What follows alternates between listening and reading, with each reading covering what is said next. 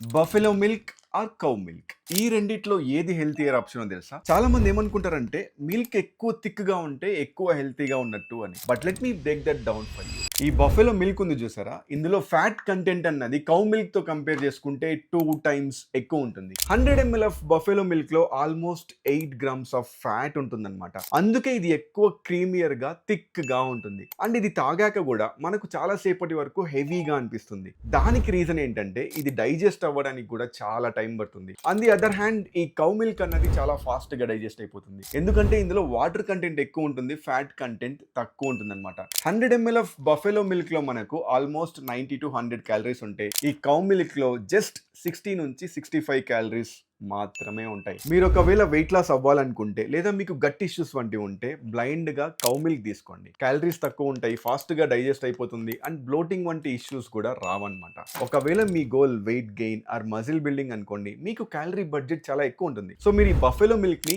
ఈజీగా మీ క్యాలరీస్ లో అలర్ట్ చేసుకోవచ్చు కాబట్టి బఫెలో మిల్క్ ని ట్రై చేయండి. క్యాలరీసే కాదు, ప్రోటీన్ కూడా చాలా ఎక్కువ ఉంటుంది. సో కంక్లూజన్ ఏంటంటే ఈ రెండు అన్హెల్తీ అయితే కాదు, మీ గోల్ ని బట్టి మీకు సూట్ అయ్యే మిల్క్ ని చూస్ చేసుకోండి.